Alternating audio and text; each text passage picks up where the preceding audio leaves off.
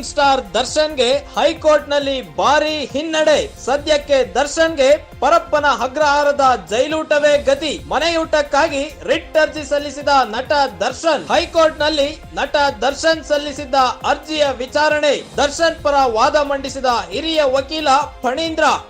ಪ್ರತಿವಾದಿಗಳಿಗೆ ಉತ್ತರಿಸುವಂತೆ high court notice ನೀಡಿ ವಿಚಾರಣೆ ಮುಂದೂಡಿದ ನ್ಯಾಯಾಲಯ.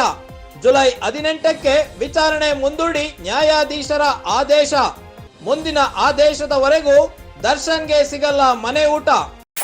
ಚಿತ್ರದುರ್ಗದ ರೇಣುಕಾಸ್ವಾಮಿ ಹತ್ಯೆ ಪ್ರಕರಣದಲ್ಲಿ ಜೈಲು ಸೇರಿರುವ ನಟ ದರ್ಶನ್ಗೆ ಜೈಲೂಟ ಸೇರ್ತಿಲ್ವಂತೆ. ಮನೆ ಊಟ, ಪುಸ್ತಕ, ಹಾಸಿಗೆ ಬೇಕೆಂದು ಕೋರ್ಟ್ಗೆ ರಿಟ್ ಅರ್ಜಿ ಸಲ್ಲಿಸಿದ ನಟ ದರ್ಶನ್ ಅರ್ಜಿಯ ವಿಚಾರಣೆ ಇಂದು ನಡೆದಿದೆ. ದರ್ಶನ್ ಪರ ವಾದ ಆಲಿಸಿದ ನ್ಯಾಯಾಲಯ ಪ್ರತಿವಾದಿಗಳಿಗೆ ನೋಟಿಸ್ ಜಾರಿ ಮಾಡಿದೆ.